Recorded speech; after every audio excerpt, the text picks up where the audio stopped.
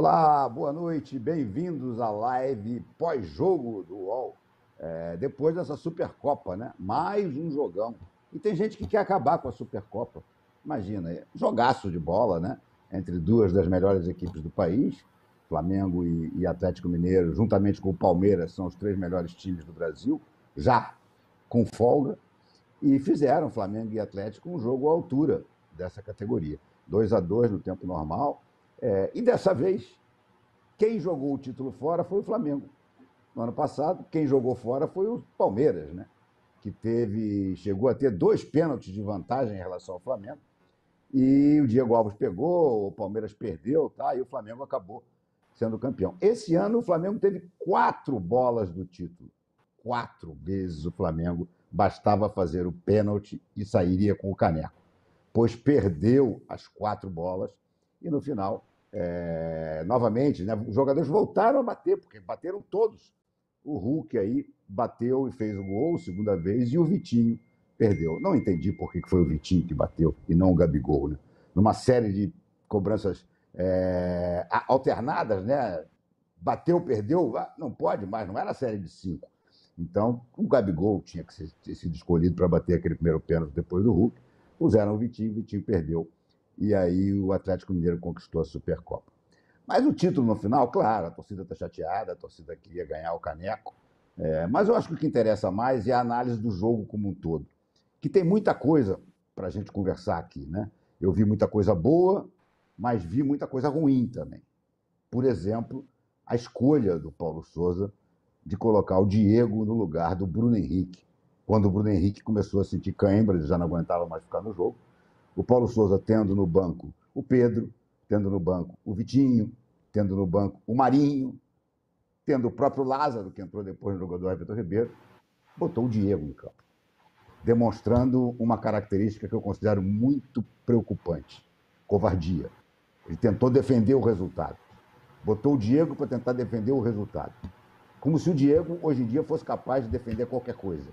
Ele acabou com o ataque do Flamengo, o Atlético Mineiro empatou e acabou indo para os pênaltis e foi o que aconteceu, foi o que se viu. Enfim, temos muita coisa para falar aí, eu só queria fazer esse destaque, a meu ver, importante e decepcionante das escolhas do Paulo Sousa na hora das substituições. Boa noite, André, tudo bem? O que você viu aí de legal e de ruim nessa partida aí da final da Supercopa? Boa noite, Renato. Boa noite a todos.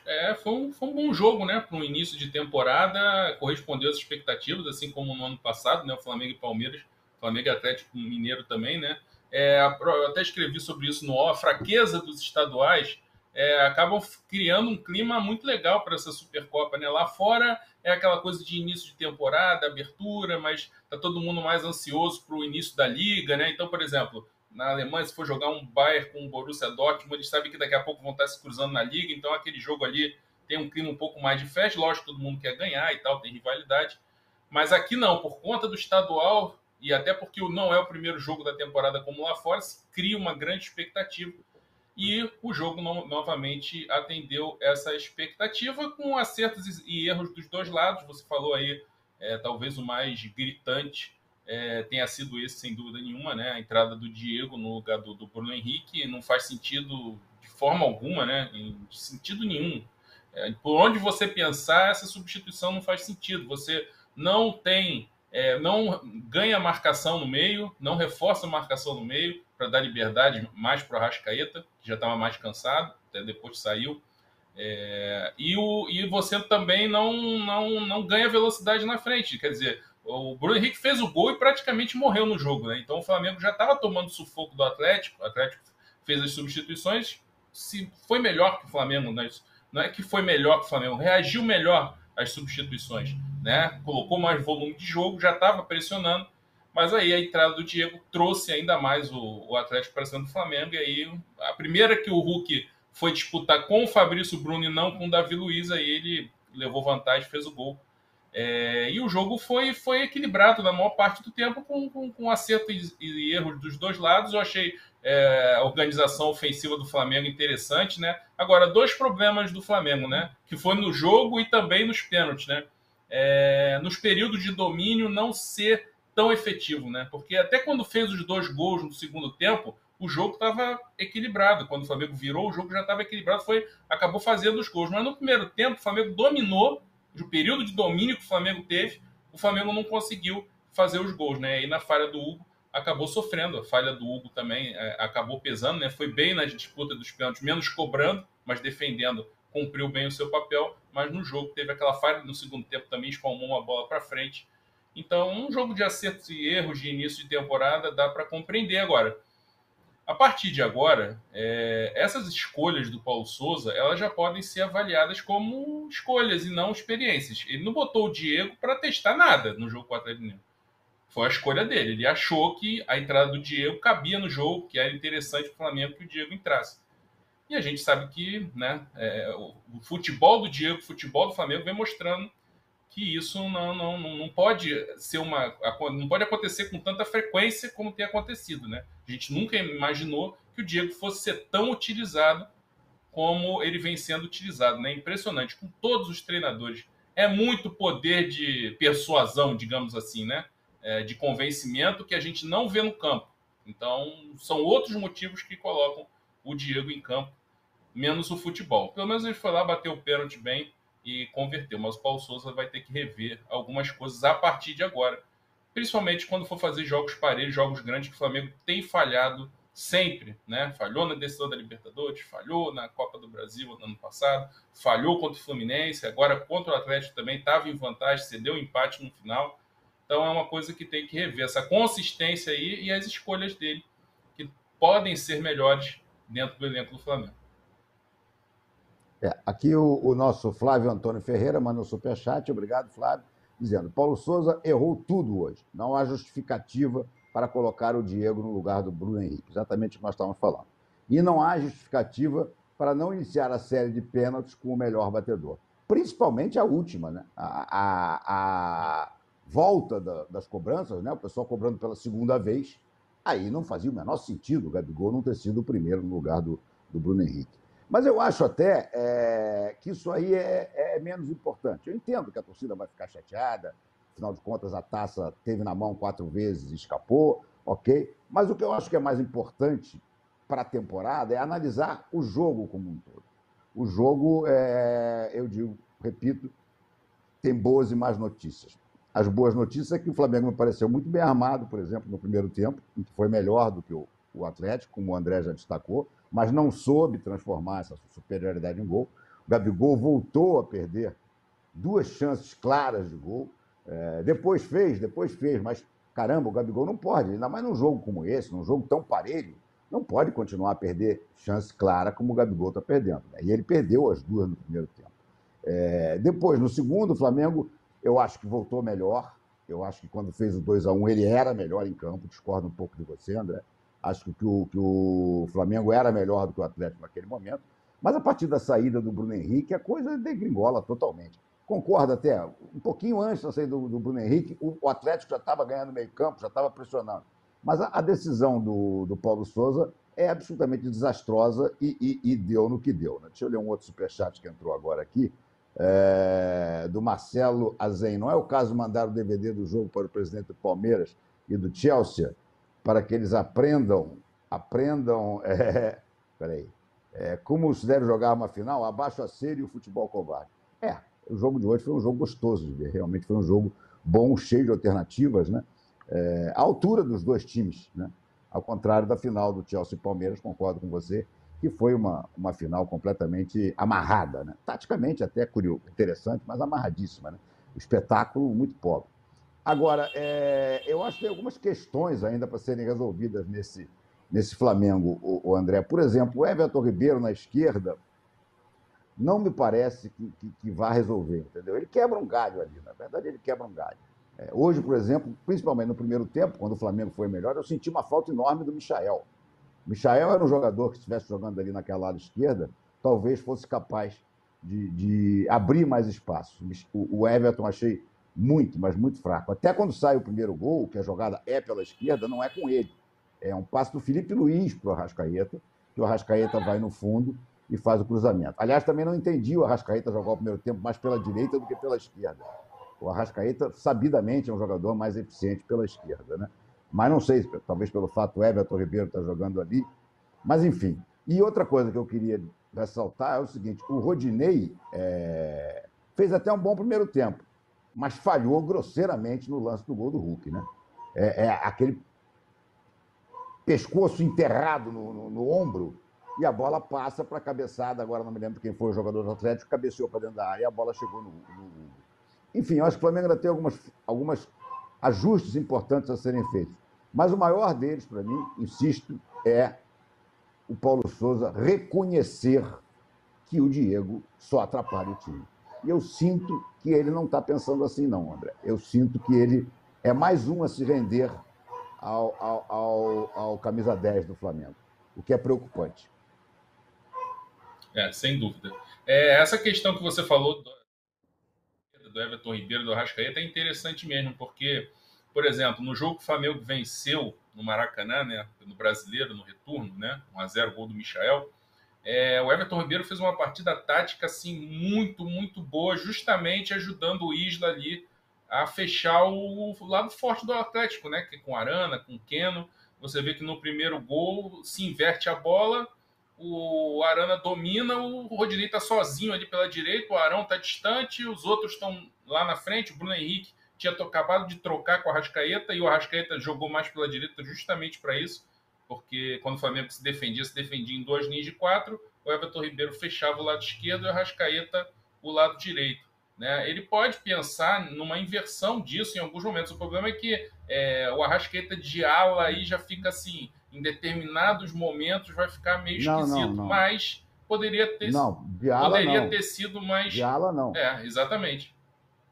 Eu acho que ele tem que cair mais pela esquerda, mas ele não tem que jogar de ala. O problema é que o Flamengo não tem um lateral esquerdo capaz de jogar como ala, como ele tem lá na lateral direita. Na lateral direita, bem ou mal, o Rodinei está quebrando um galho, fez um bom primeiro tempo, e o Mateuzinho, que entrou agora no final, entrou bem também. Agora, na ala esquerda não tem, na ala esquerda é o René. Entendeu? Então, o que vai fazer ali com aquela ala esquerda? Você vai acabar tendo que botar um atacante, ou vai ser o Everton Ribeiro, ou vai ser o Vitinho, ou sei lá, eu quem. Agora, o Flamengo não tem esse jogador, né? Agora, o André, o Lázaro entrou bem, né? É o seguinte: o Lázaro entrou bem, mas o Lázaro também não é ala. O Lázaro também não é ala, entendeu? E tanto que bom, depois ele, quando mexeu no time inteiro, o Lázaro veio até para a direita, entendeu? O Lázaro é bom jogador, mas não sei se é o jogador ali para aquela ala, não. Agora, antes de qualquer coisa, quem vai botar no ataque? O Flamengo tem que contratar um goleiro, né? Vamos falar sério. O Hugo tem um enorme potencial. O Hugo, eu acredito que vai ser ainda um grande goleiro, mas ele não tem maturidade ainda para os grandes jogos. Ele, nos grandes jogos, ele está falhando. A verdade é essa, entendeu? Ele está falhando. Ele falhou no Fla-Flu, ele falhou no Flamengo e São Paulo, entendeu? Ele falhou hoje. Aliás, falhou 2 vezes. 2 vezes ele bateu roupa para dentro da área. Só um gol saiu, mas ele falhou. E a maior prova de falta de maturidade foi que na hora dele bater o pênalti e se consagrar, ele mandou a bola lá no diabo, carregue, entendeu? E aí o Flamengo fica sonhando em contratar algum jogador, sabe, de ataque, aquele Rossi, o próprio Andrés Pereira, que vai pagar 60 milhões por um jogador que vai virar reserva, porque o João Gomes está jogando uma barbaridade, entendeu? E aí vai contratar o Andrés Pereira, vai gastar 63 milhões por um reserva. E goleiro que é bom, o Flamengo não contrata. Isso eu não consigo entender. Esses buracos no elenco estão muito sérios, né? E essas incoerências, né? Na montagem, você vê um Atlético Mineiro, um Palmeiras montando elencos com um pouco mais de coerência, né? Enfim, a live é sobre o Flamengo. O Palmeiras tem aquele problema lá da briga do Abel com os garotos, é problema lá deles, mas teve investimento, né? Pelo menos tem uma coerência na montagem. Está faltando jogador aqui, dispensamos um ali e tal. E o Flamengo tem essas coisas inexplicáveis, né? Que sem dúvida nenhuma, insistir, não, só quero 3 goleiros, aí dispensou o menino que estava treinando lá, então fica parecendo que é isso aí, vão ser esses 3 aí, e não pode ser esses 3, né? E agora, sobre a disputa de pênaltis, só uma observação, né? Qual era a dificuldade de se bater forte no canto? O cara que já está lá no 8º, 9º a cobrar, que já não é o especialista, né? Senão seria escolhido de primeira. aquela sequência ali de todo mundo querendo bater no ângulo. O cara não sabe bater pênalti, não é especialista nisso, não é bom nisso. Todo mundo querendo bater no ângulo. E eu não entendi o Hulk, sendo goleiro, tentar fazer o que ele fez, né? Aquilo que você falou, faltou Mas, maturidade o dele ao longo André, do jogo. Fez boas defesas. eu acho. Mas eu acho que não é batendo o ângulo, não. Eu acho que é fechar os olhos e dar uma bica. E aí a bola sobe. Não, mas Entendeu? tava Eu batendo não de acho. chapa, cara. Tava batendo de chapa. Todos eles batendo de chapa, tentando acertar o ângulo. Eu não entendi aquilo. O Godin fez Não, isso. O Hugo fez Fabrício Bruno isso. deu uma bomba. É, Bateu eu um não tiro de entendi. Mas meta, o enfim, Fabrício Bruno. o pênalti, assim, lógico, seria bom o Flamengo vencer e tal, ser tricampeão. Mas é o de menos. Realmente a gente tem que focar mais nessa questão da montagem. Eu acho que tem realmente lacunas aí a serem cobertas. Ou se você está cobrindo o lado esquerdo com Everton Ribeiro, que não cobre com tanta eficiência assim, e está descobrindo o lado direito. Né? O lado direito está ficando só o lateral. E o lateral, no Flamengo, nenhum dos três é bom defensivamente, tão bom defensivamente. Nem o Mateuzinho é. O Mateuzinho é mais de apoio e tal, e defensivamente também dá suas rateadas. O Isla mais ainda, o Rodinei mais ainda. Você lembrou aí do lance do gol, né? Que ele disputa com o Keno e vai só para constar, né? Na bola, falha grotesca dele e recorrente, né? Então, quer dizer, o elenco é bom, de bom nível, mas está desequilibrado, né? E tudo continua nos pés a gente viu de novo hoje, de Arrascaeta, de Bruno Henrique e de Gabigol. Esses três são os caras que recolocam o Flamengo no jogo, colocam o Flamengo em vantagem, só que o Bruno Henrique está vindo de lesão, o Arrascaeta podia ter ficado, né? Porque o exemplo é a Não, Copa Final da Libertadores. claro.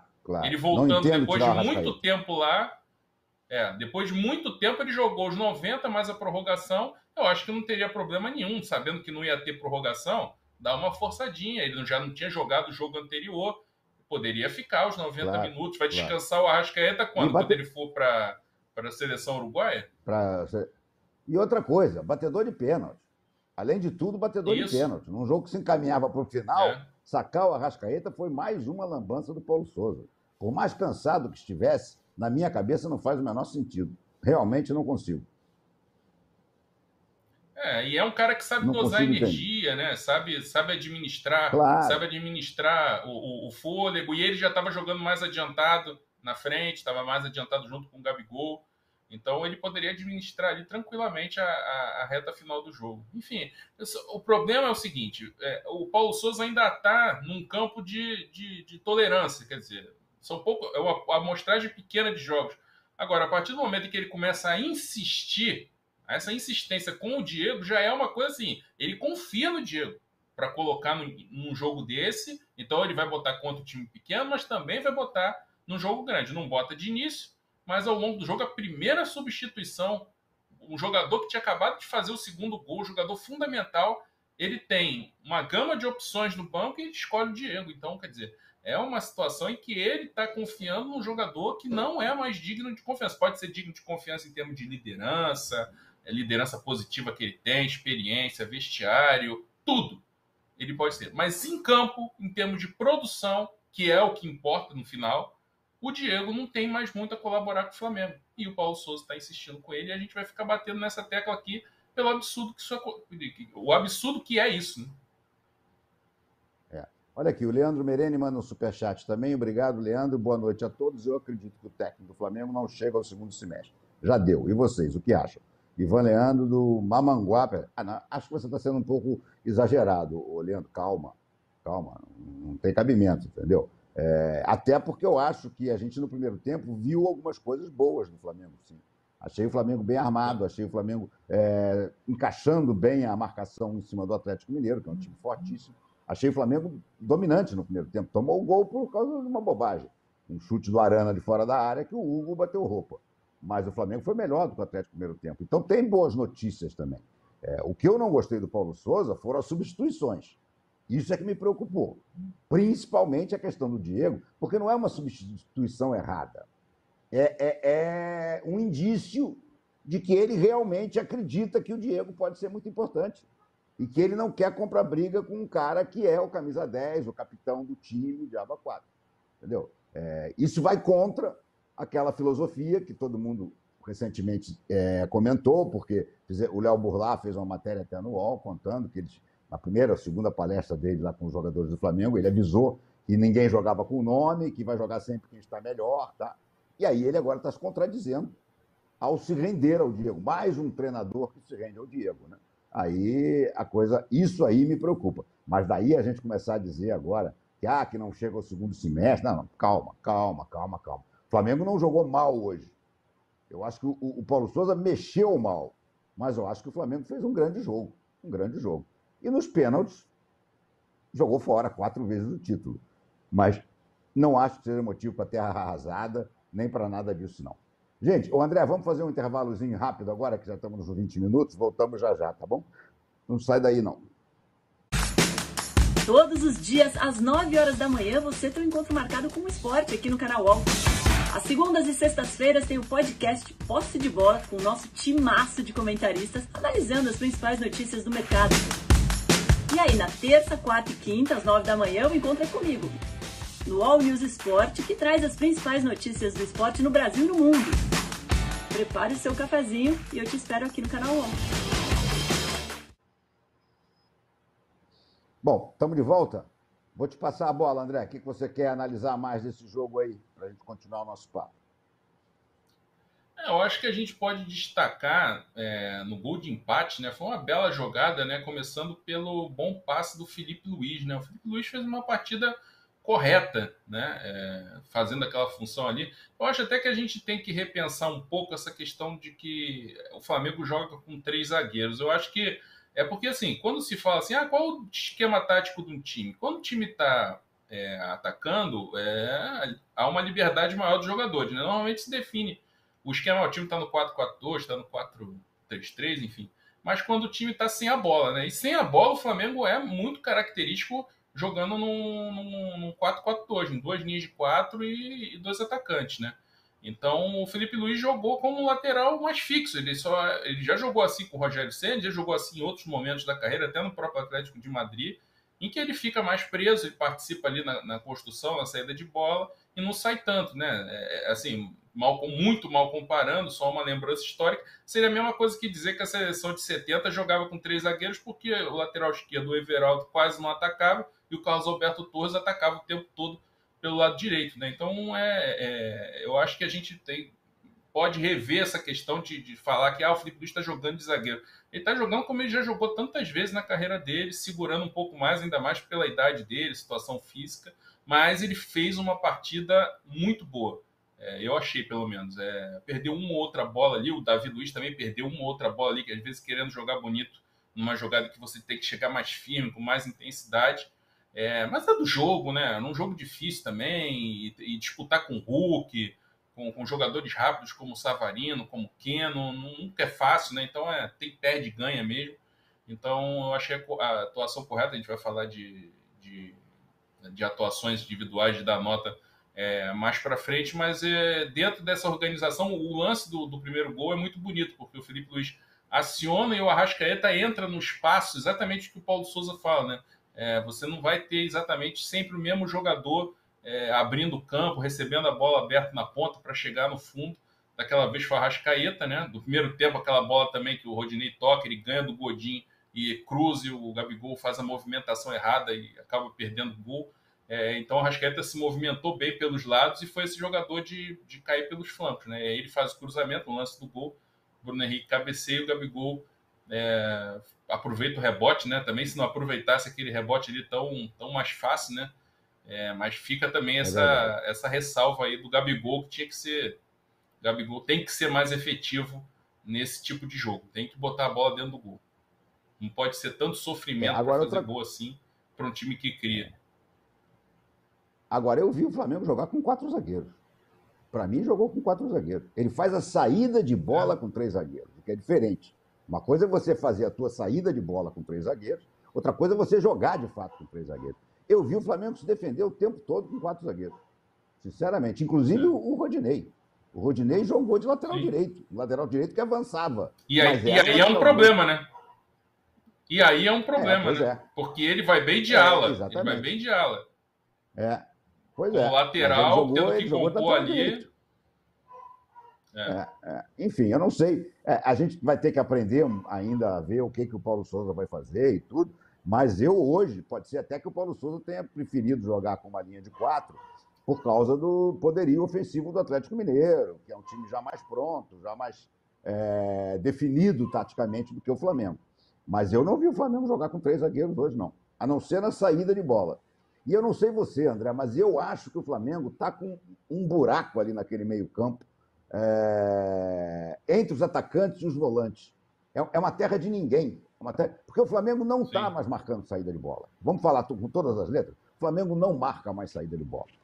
O Gabigol chegar perto ali, não é o que o Flamengo do Jorge Jesus fazia, que era abafar realmente o time adversário quando ele saía com a bola. O Flamengo não faz isso. O Flamengo deixa o adversário sair com a bola. Tem deixado de jogar sair com a bola. E eu estou achando que está ficando um buraco ali, que está, sabe, uma terra de ninguém, onde os adversários estão flutuando com uma certa tranquilidade. Não sei, acho que isso é uma coisa que o Paulo Souza vai ter que corrigir. Vai ter que corrigir, porque justamente quem cobria esses buracos no meio-campo, esses buracos no meio-campo eles já acontecem há um tempo. Quem cobria esses buracos, jogando bem ou jogando mal, mas porque tinha uma inteligência de posicionamento para cobrir, era o Everton Ribeiro. Vinha da direita e vinha para ali e cobria aquele espaço. E jogando no 4-2-3-1, o Arrascaeta jogando centralizado, ele também voltava um pouquinho e preenchia um pouquinho o espaço ali. Né? Agora, é um ajuste que precisa ser feito. Esses dois caras que jogam atrás da referência na frente, eles têm que entender que eles são um pouco meio-campistas e um pouco atacantes. Entendeu? Então, o Arrascaeta, principalmente, tem que ter o entendimento dessa função, da movimentação ali. Porque, realmente, teve um momento em que o Atlético... Porque o meio-campo do Flamengo ficava com 2, né, o Arão e o João Gomes, e o meio-campo do Atlético com 3, com o Arão, com o Alan, com o Jair e com o Nacho. Isso quando o Hulk não recuava, um dos pontas vinha para dentro, e aí criava um buracão ali no meio-campo do Flamengo, justamente porque o Felipe Luiz não vai vir acompanhando para ir pegar no meio-campo, nem o Rodinei, porque eles têm a orientação de cobrir ali, fechar a linha de 4.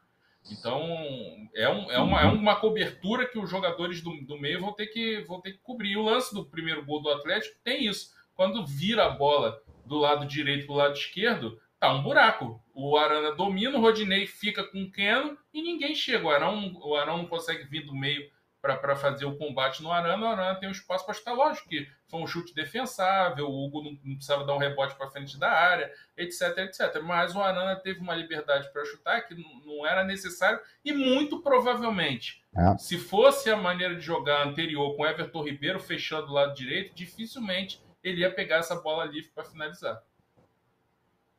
Pois é, eu acho que está acontecendo isso. O Flamengo está sem uma definição clara de quem marca ali nessa zona do ninguém ali da intermediária.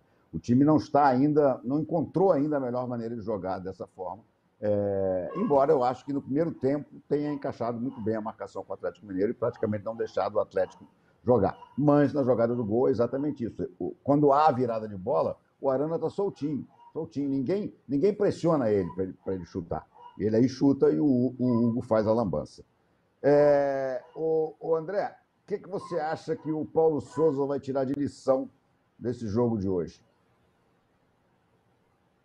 Eu acho que, assim, ofensivamente, eu acho que o Pedro perdeu muito espaço.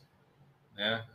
Eu acho que, lógico, vai rodar, ainda é carioca e tal, mas quando chegar talvez na hora de afunilar o Carioca, começo de Libertadores, enfim, quando for para escalar os melhores em jogos importantes, eu acho que o trio ali na frente ficou mais ou menos definido ali, de Arrascaeta, Bruno Henrique e Gabigol, né? Agora eles têm que estar bem condicionados, né? Principalmente o Arrascaeta e o Bruno Henrique, para aguentar mais tempo, né? Para segurar bem, e essa definição do que eles vão fazer sem a bola, né? De como eles vão colaborar sem a bola, o entendimento de que um tem que voltar um pouco mais para fechar a linha de 4 e os outros 2 ficam mais à frente, mas também tendo que, né, cumprir alguma função ali para pressionar ou fechar espaço. Então, eu acho que o Pedro novamente vai ficar sem oportunidade, porque esse trio é espetacular, né? É histórico, mesmo ainda voltando, o Bruno Henrique voltando e tal, deram muito trabalho para a defesa do Atlético, que é muito boa, muito forte, né? Embora tenha perdido sem o Júnior Alonso e com o Godinho, isso é a minha opinião, né? Eu acho que a defesa do Atlético perdeu com essa troca, mas ainda assim, né? Uma defesa forte, e o Flamengo criou muitos problemas, né? Então, acho que a montagem do time parte daí. E aquilo que você já falou aí, passando o seu comentário, o João Gomes, né, é titular. Se esse garoto, se ele pegar o hábito de tocar a bola mais para frente, tocar a bola com mais frequência para frente e de primeira, e é uma coisa que ele pode trabalhar, porque ele é muito novo, né, igual o Diego, que já é um vício que ele não vai perder agora numa reta final de carreira, ele vai virar um meio-campista completo, porque em termos de marcação, força física, posicionamento, a quantidade de espaço que ele cobre no campo, é um meio-campista que cobre um pedação. Quem cobriu esses buracos no meio-campo do Flamengo, que a gente via, era ele, na força física, no desarme, né? Então é um jogador que hoje ele tem que ser titular, né? Eu ouvi algumas pessoas falando, vai tirar o Andréas num jogo desse, vai perder o cara já tá... Mas aí seria uma, assim... Se entende-se essa observação, porque gestão de grupo é gestão de grupo, vestiário é vestiário, a gente entende que tem suas próprias regras, mas seria uma sacanagem com o João Gomes, depois do que ele vem jogando, principalmente os últimos 2 jogos, e tendo se destacado lá naquele campo horrível do Madureira, nos 2 tempos, no primeiro tempo que o Flamengo foi muito mal, e depois quando o time cresceu, seria uma sacanagem não escalar ele, e ele hoje provou no campo, com personalidade, porque ele bateu um pênalti que, se o Flamengo perde, era eliminado. Ele foi lá, bateu com personalidade. Então, é um garoto que está pedindo passagem, e vai ficar esse questionamento aí, né? Quer dizer, você tem um garoto que está pedindo passagem para ser titular, e você tem um jogador que vai custar 63 milhões de reais ao clube, com um peso nas costas que a gente não sabe se ele vai ter condições de carregar, de corresponder, e o Flamengo, pelo jeito, não tem nem mais como voltar atrás na negociação com o Manchester United. E o Flamengo o Paulo Sousa vai ter que administrar essa questão, que a direção criou para ele. O Flamengo está contratando, mas ele pediu também, hein? Vamos ser justos, ele pediu para contratar o Andrés. Mas o Flamengo está contratando uma reserva de 63 milhões, é isso. Porque ainda tem o Thiago Maia, que daqui a pouco, quando curar lá o buraco que o Davi Luiz fez na canela dele, vai disputar a posição nesse meio campo. Entendeu? Eu acho que o Andrés Pereira agora foi para o final da fila. Foi lá para o final da fila. Entendeu? Então, é aquela história, né? O dinheiro gasto num jogador que nem... O que eu acho mais grave, André, é porque não precisava gastar agora.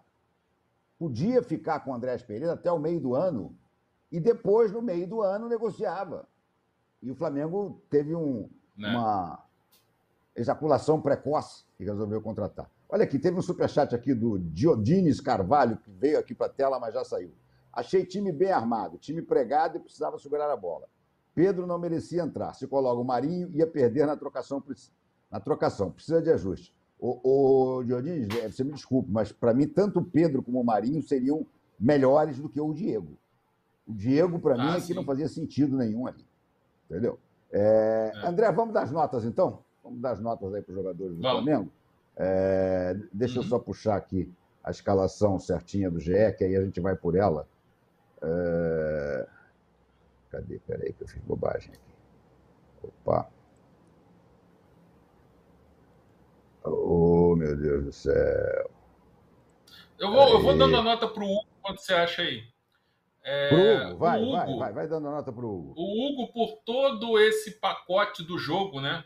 Pacote inteiro do jogo, né? Que foi altos e baixos o jogo inteiro, né? Quer dizer, teve momentos de boa defesa no jogo também, né? Teve um chute, se não me engano, do Jair, que ele pegou no tempo mesmo normal, ali nos 90 minutos, que foi uma boa defesa. Então, quer dizer, teve falha, boa defesa, nos pênaltis ele pegou. Os primeiros da primeira sequência, ele acertou o canto em todos e não conseguiu pegar nenhum, né? Não teve presença, digamos assim, para pegar os pênaltis, embora tenham sido até bem cobrados. Enfim, no meio desse pacotão todo, eu vou dar nota 5 para ele. No meio desse pacote. Porque ele fez coisa boa, coisa ruim, pegou pênalti. O Flamengo poderia ter sido. Ele poderia ter saído de herói se os companheiros tivessem batido bem os match points, digamos assim, que perderam. Então, no final, vou dar nota 5, mas com a ressalva de que o Flamengo realmente tem que ir no mercado atrás do goleiro. Olha aqui, eu estou tentando ler esse superchat aqui do Aramiliso Luso. Boa noite. Com todo respeito ao senhor Paulo Souza, não durará até maio. Quando precisamos de treinador? Não. Ô, Aramiliso, discordo de você. Você está sendo radical. Não é para começar com essa onda agora, não. Hugo, eu vou dizer porque o a gente seguinte, vai ficar Hugo, nesse ciclo, nota... né? A gente vai ficar nesse... Rapidinho, Renato. Rapidinho. Senão a gente vai ficar nesse ciclo a vida toda, né? O Domi não serve, o Ceni não serve, o Renato não serve, o Paulo não serve. Vai ser o quê? Até o Jorge Jesus voltar, se ele não quiser voltar. Né? Então, acho que o Paulo Souza tá no prazo. Vamos dar um prazo para ele. Muito cedo. O Hugo eu vou dar menos do que você, pelo seguinte, eu até reconheço que ele fez uma bela defesa num chute cruzado, que ele espalma para a córnea, mas ele rebateu 2 bolas para dentro da área. O goleiro não pode rebater 2 bolas para dentro da área. E ele teve o match point nos pés dele e perdeu. Entendeu? E mais do que isso, eu acho que ele conseguiu falhar num gol. Na primeira série de cobranças, tem uma bola que é batida em cima dele e ele deixa a bola passar por debaixo do corpo dele. Entendeu? Foi. Aí aquela bola era defensável no pênalti. Então eu acho que o balanço final dele é bem negativo, eu vou dar nota 4 para ele. Fabrício Bruno, vou dar eu a nota, começando e depois te passo. Fabrício Bruno, eu achei até que ele estava indo bem. Agora, no lance do gol, quando ele teve que abafar o Hulk, ele não conseguiu fazer o que o Davi Luiz fez no jogo todo, né? E o Hulk empatou. O Hulk não fez quase mais nada no jogo, a não ser aquele gol. E bateu também nas nuvens também o pênalti, que era match point também. Então vai levar um 3. Eu achei que ele, assim, dentro do jogo, assim, marcar o Hulk não é fácil, né? É um dos principais atacantes do futebol brasileiro. Mas quem brasileiro. marcou o Hulk foi o Davi Luiz, né? Exatamente. Mas quem marcou o Hulk foi o Davi Luiz. Não, eu sei, mas o Davi Luiz tem nível para isso, né? O Fabrício Bruno não tem, não é do mesmo nível para bater assim. Então, mas falhou, né? Falhou no lance do gol. Teve alguns acertos de passe, umas boas coberturas do Rodinei. Eu vou dar nota 5 para ele. E o pênalti, assim, caiu para ele, né? Porque ele não estava na lista, né? Vai alternando. Deu para ver que ele não tinha condição de bater aquele pênalti ali, mas vai ficando para quem vai seguindo, né? Vai ficando para quem não é especialista. Ele acabou fazendo aquela bobagem lá. Mas no pacote geral, vou dar nota 5. Davi Luiz, dá você primeiro. O Davi Luiz foi bem, né? Nesse duelo aí com o Hulk, ele levou vantagem na maior parte dos duelos, ou em quase todos, né? Mas teve um ou outro que ele tentava dominar uma jogada que estava cercado de jogadores do Atlético, queria sair jogando e tal, e perdia a bola. Mas assim, para quem não vinha jogando, né? E você vê claramente no final do jogo ele morto. Mas é diferente, né? Em termos de posicionamento, inteligência, liderança e tal.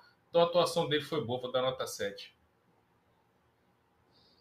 Acompanho o teu 7. Também gostei do Davi Luiz. Acho que ele teve muito mais acertos do que erros. Morreu no final, estava claramente morto. Mas aí a diferença você vê do jogador de uma categoria. Na hora do pênalti, foi lá e meteu lá em cima, do outro lado do goleiro, sem o menor susto. Então, eu concordo contigo, também vou dar nota 7. Depois do Davi Luiz, nós vamos para o Felipe Luiz. Felipe Luiz, que eu concordo contigo, jogou muito bem. Achei que o Felipe Luiz fez uma ótima partida. E acho até que, apesar da história, da saída de Treira, eu acho que o Flamengo precisaria que ele fosse mais vezes ao ataque, como ele foi e deu o passe perfeito para o Arrascaeta na jogada do primeiro gol. Achei muito boa a atuação do Felipe Luiz. Vou dar nota 7,5 para ele. Acompanho o teu 7,5, já falei, né, da nota do Felipe Luiz, da atuação do Felipe Luiz. Vamos em frente. Depois do Felipe Luiz, então, caímos. Bom, Léo Pereira entrou no lugar dele, não jogou praticamente nada e bateu bem o pênalti. Bateu bem. Eu gelei quando vi o Léo Pereira, mas ele bateu o pênalti. Vou dar a nota 6 pro Léo Pereira, vai. Acompanho, vamos de 6 mesmo. Então, 6 pro Léo Pereira. Arão. Não, Rodinei, né? Arão. Rodinei, exatamente. Rodinei. O que você Rodinei, achou do né? Rodinei? O Rodinei não fez muito ofensivamente, né? Até no primeiro tempo até fez, mas depois o Atlético meio que ajustou a marcação ali e começou a atacar muito o lado dele, ele foi ficando sozinho. Então esse é um problema. Você coloca o Rodinei porque ele é bom de ala, jogando de ala, é forte ofensivamente. Mas aí, na prática, ele é o lateral e que quase não desce porque não tem o apoio ali, um parceiro para fazer a dupla com ele ali pela direita, e ele tem que mais ficar lá atrás defendendo, e ele defende mal. Então, assim, a presença dele no campo ficou contraproducente para o time, né? Ele não teve nada que o comprometesse, tirando o lance do gol, mas é uma falha de posicionamento dele que já acontece há muito tempo. Quem escala ele tem que saber que ele comete esse tipo de erro, se posiciona mal na linha de 4. E ofensivamente ele não produziu quase nada, né? Então vou dar nota 4. Eu vou dar 5 pelo primeiro tempo. Achei ele muito bem no primeiro tempo. Mas no segundo, aquela encolhida de pescoço lá, Toulouse-Lautrec, realmente não engoli, não. Nota 5 para ele. Arão agora. Mateuzinho não? Sim, Mateuzinho entrou no lugar do Rodinei. Boa. Diz aí. Entrou bem, né? O Mateuzinho entrou bem ali com produção. Bateu mal o pênalti, né? Mas entrou bem ali, compôs melhor e ele assim, tem que trabalhar ele para ele ser o titular. Para fazer essa função lateral, meio ala, até por questão de saúde, juventude, né? É ele que tem que ser. Agora, tem que trabalhar para ele evoluir, né? Então, a situação dele foi uma média ali, vou dar nota 5,5 para ele. Não, 5 porque perdeu o pênalti. Eu vou dar 4,5 por causa do pênalti perdido. Ele teve o título nos pés e perdeu. Mas concordo com você. Eu acho que o normal, isso é outra coisa. O Paulo Souza está encantado com o vigor físico do Rodinei. Mas o Mateuzinho é mais jogador do que o Rodinei. Então eu espero que, em curto espaço de tempo, o Mateuzinho se torne o titular. Mas aquela perda do pênalti eu não engoli. 4,5 para ele. Ô André, vai puxando você aí os jogadores, porque eu tive um problema com o meu laptop aqui. Arão, né? Estou tendo que reiniciar ele. Arão. Arão teve altos e baixos o jogo todo. Sou eu ou você, desculpa? É verdade. Não, pode ser você. Também acho que teve altos e baixos o tempo todo. O Arão teve altos e baixos, e o mais baixo no pênalti, né? E ele não sabe bater pênalti, né? O Flamengo foi eliminado, ele faz o gol contra o Racing e depois perde a cobrança do pênalti decisivo, né? Ele não sabe bater pênalti. É verdade. Mas assim, ele jogou bem na proteção ali da defesa, teve que cobrir alguns buracos também, né? Ele não tem a mesma saúde do João Gomes, mas ele tem uma inteligência de posicionamento quando ele está atento ao jogo. Então ele alternou, teve altos e baixos no jogo, na média eu vou ficar com 5 de novo. Eu topo teu 5. Acho teu 5 uma boa nota também. Te acompanho. Aí, depois do Arão, Arrascaeta. João Gomes, não? Na escalação aqui está Arrascaeta. Não, Gomes. É porque o Gomes está antes do Arão. Gomes, ok. Eu achei o Gomes muito bem. Para mim, o Gomes foi um dos melhores jogadores da partida. Partidaço do João Gomes. Foi. Acho que vai ganhar essa vaga. Para mim, já ganhou a vaga titular. Para mim, hoje em dia, ele é um dos volantes titulares. Se vai ser com o Arão, se vai ser com o Thiago Maia, ou se vai ser até com o André, se o Paulo Souza quiser, é questão do técnico. Mas ele não pode sair do time. Partidaço do João Gomes. Eu vou dar nota 7,5 para ele. Eu vou dar 8. Gostei muito da atuação dele e com esse mérito de cobrir alguns espaços, né? Mas deixando essa ressalva. Tem que passar a bola para frente de primeira com mais frequência. O jogador de meio campo tem que dar esse dinamismo, ainda mais nesse esquema aí do Paulo Souza. E acho que ele também tem que recuperar uma coisa que ele tinha logo que ele entrou no time profissional, que era de vontade em gol. Ele estava muito bem. Ele hoje teve uma bola, quando já estava 2-2, que ele podia ter batido em gol, passe até do Diego, e ele preferiu procurar o Gabigol dentro da área, e aí o passe foi interrompido. Então, mas eu gostei muito dele. Eu acho que ele é titular a partir de agora, sem dúvida nenhuma. Já damos a nota, então. Vamos, então, para o Arrascaeta. O Arrascaeta foi bem, né? Foi muito bem, né? É jogador que desequilibra, né? Cansou no segundo tempo, mas ele.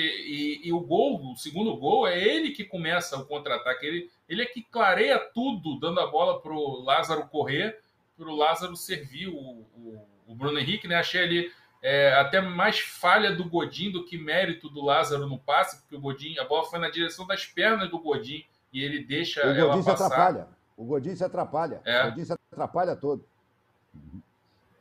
Mas o passe que clareia tudo é do Arrascaeta, né? É do Arrascaeta. É do Arrascaeta. Não, o Arrascaeta nesse E a jogada momento da partida, ele estava tomando conta. Estava tomando conta do meio-campo. Enfim, nota então, 8,5 também. Eu vou dar nota 8 para ele. Achei que ele fez um partidaço, mas cansou no final, claro. Mas insisto, eu não o tiraria mesmo cansado. É um jogador que, num lance, resolve tudo e seria um batedor de pênalti excelente. Então, nota 8 para o Arrascaeta. Quem entrou no lugar do Arrascaeta foi o Vitinho, não foi? Foi o Vitinho. O que você achou do Vitinho? Ele tentou, né? Tentou colaborar ali, encostando no Gabigol no final, fazendo... Na verdade, virou um 4-2-3-1, né? Então ficou o Lázaro na direita, o Diego no meio e o Vitinho pela esquerda, né? E ele tentou chute, jogadas individuais e tal, não desequilibrou, não fez diferença, mas compôs ali numa reta final de jogo, colaborou na marcação, tentou criar alguma coisa. Mas perdeu o pênalti decisivo, né? Marcou o seu na sequência, mas ali eu acho que faltou realmente força mental. Acho que aquela coisa, né? O cara bate o pênalti, me livrei, né? Batia, tudo bem. Aí não, você vai ter que bater mais um agora e agora não pode perder de jeito nenhum, porque lá atrás, se não me engano, na sequência ele foi um dos primeiros, né? E de repente volta para ter que bater um decisivo, aí é muito para a cabecinha do Vitinho, né? Enfim, nota 5. Eu vou dar nota 3, porque, embora eu concorde com toda a tua análise, ele foi o o último a jogar o título fora, né? Os outros que perderam depois de jogadores do Atlético tinham perdido. Ele não, ele era o que não podia perder, e perdeu. Então vai levar um 3 por causa disso. Depois do Vitinho e do Arana, Everton Ribeiro. Everton Ribeiro é aquilo, né? Procurou colaborar ali pelo lado esquerdo como pode, fez uma jogada ou outra boa, teve algum entendimento ali com o Everton Ribeiro, com o Arrascaeta, com o Bruno Henrique, quem caía por ali, né? Mas, assim, não parece ser a dele fazer aquilo ali, né? Ele muitos anos fazendo esse meia pelo lado direito, agora ter que inverter o lado e ter que guardar mais o setor, porque o Felipe Luiz fica um pouquinho mais para dentro, então ele tem que voltar, né, fazer meio que de uma linha de fundo a outra. Ele também não tem nem mais idade, saúde para isso, né? Então o Flamengo realmente precisaria de um jogador com mais intensidade, com mais força ali. Pode ser o Lázaro, pode ser o Ramon, ou ter que ir no mercado atrás de um jogador específico para fazer isso. E o Everton Ribeiro procurou fazer o que dava, né? Não dá para dizer que ele comprometeu, até colaborou dentro do possível. Vou dar 5,5 para ele. Eu vou dar nota 5 para ele, porque eu acho que ele não cheirou nem fedeu. Ele ficou lá, ele está torto ali, ele está torto. Ele tenta ajudar, tá? Mas ele, por exemplo, como canhoto, ele poderia ter tentado ir mais à linha de fundo, né? Ele foi à linha de fundo acho que uma vez ou duas. Tudo bem, ele não é um jogador veloz, mas numa troca de passe ele pode chegar na linha de fundo, né? E ele não chega. E até onde eu sei, o Paulo Souza quer que os alas deem não somente amplitude, mas profundidade, ou seja, quer que eles vão na linha de fundo. E o Everton não me parece muito disposto a isso. Lázaro, que entrou no lugar dele, eu vou começar. Eu acho que o Lázaro, eu até critiquei a substituição na hora que ele entrou, botei até no meu Twitter, digo, olha, acho o Lázaro um garoto potencialmente muito interessante, fez uma boa partida, a última vez jogou como titular do Flamengo, mas num jogão desse, pelo amor de Deus, tomara que ele queime a minha língua. E na primeira jogada ele já queimou. Porque ele foi lá e deu um passe na medida para o Bruno Henrique desempatar o jogo. Depois, no final do jogo, ele teve uma bola cruzada que o Arana acabou entrando e cortando, mas eu acho que ele vacilou com aquela bola. Ele estava na frente do Arana. A disposição que o Arana teve para entrar para cortar, Lázaro, tinha que ter tido para entrar e concluir. E se ele, Lázaro, tivesse tido essa disposição, o Arana não chegava, a bola já estava no fundo da rede. Mas é um garoto promissor, promissor. Nota 6 para ele.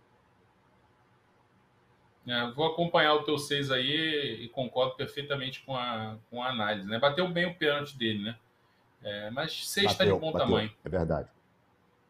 Tá. Aí, Bruno Henrique. Bruno Henrique decisivo mais uma vez, né? Bruno Henrique decisivo mais uma vez, né? Meio fora de forma, né? Primeiro jogo que ele começa na temporada, né? Logo um jogo grande e tal. Mas no pacotão ele correspondeu, né? Correspondeu enquanto deu, né? Aí quando saiu, a substituição foi infeliz e aí comprometeu o desempenho do time. O time praticamente ficou sem contra-ataque. O contra-ataque era com ele, né?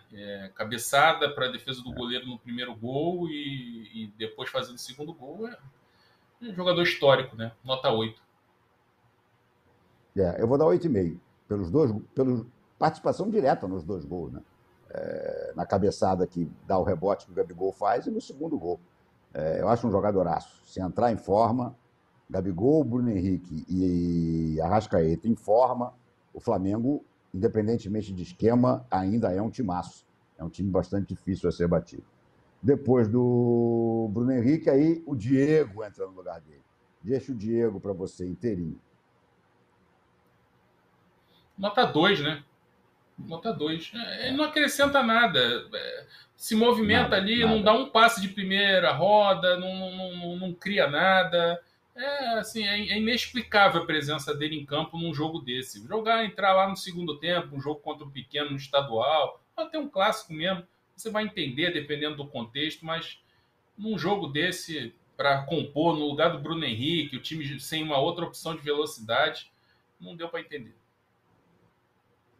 Eu acompanho o teu 2. Eu dei a nota 2. O único lance razoável dele é o passe para o João Gomes, que a gente até comentou que o João Gomes poderia ter batido em gol, mas preferiu passar por...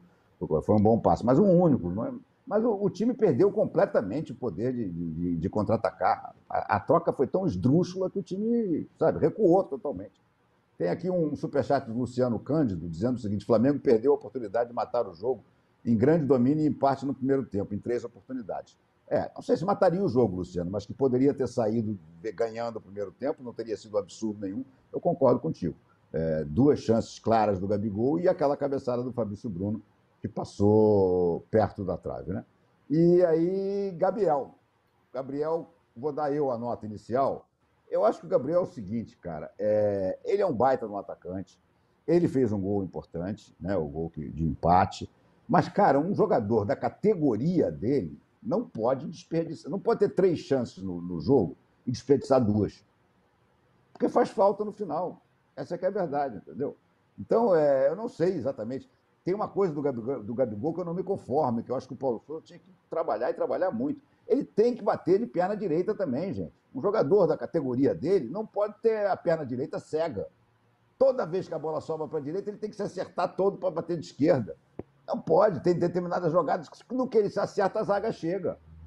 Um jogador da categoria dele tem que aperfeiçoar também o chute de perna direita. Vou dar nota 7 só pelo gol. Eu vou dar 6 e vou dar 7 também. Eu vou te acompanhar no 7. Realmente é essa ressalva que fica e por isso que ele tem que aparecer, e eu insisto nisso, né? Tem que se apresentar mais vezes pelo lado esquerdo. Ele tem que melhorar isso, e isso o Renato Gaúcho já conversava com ele, que tinha que finalizar de direito, fazer gol de cabeça. Ele faz um gol até de cabeça no ABC, vai lá comemorar com o Renato Gaúcho e tal. Isso mesmo.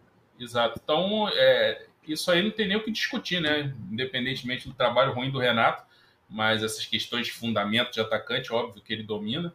E o Gabigol tem que melhorar isso. Tem que ser mais efetivo.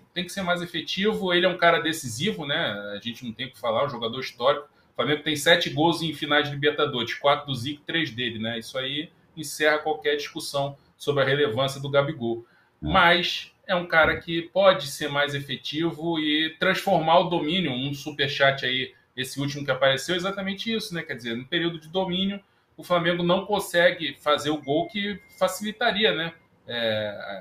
Poderia facilitar o jogo, criar a situação para fazer mais gols e tal. E um primeiro tempo de superioridade do Flamengo termina 1-0 o Atlético e isso complica a sequência do jogo, mesmo o Flamengo virando no segundo tempo. É isso mesmo, concordo contigo.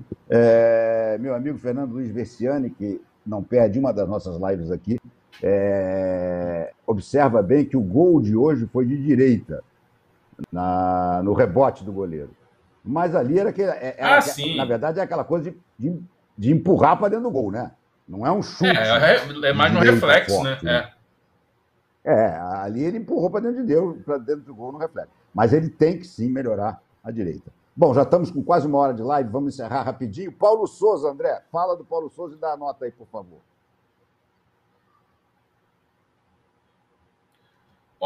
Olha, não é para... Travei? Não, né?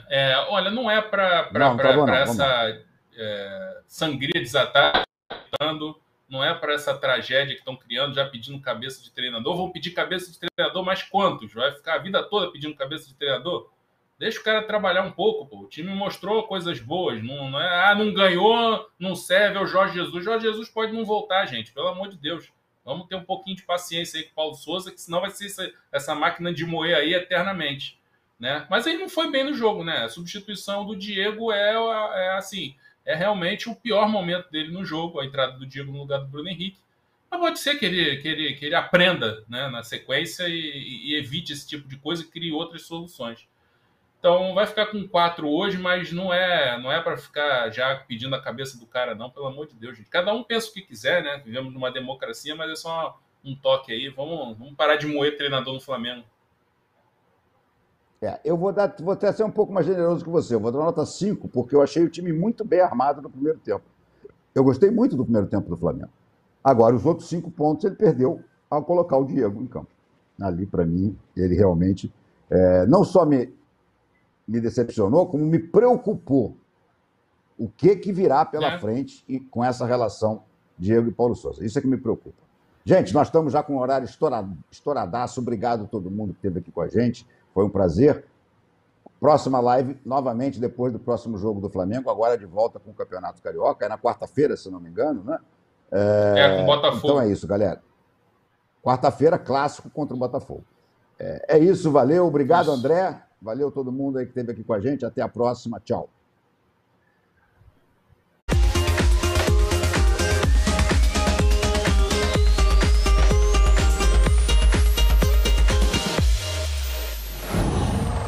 Wow.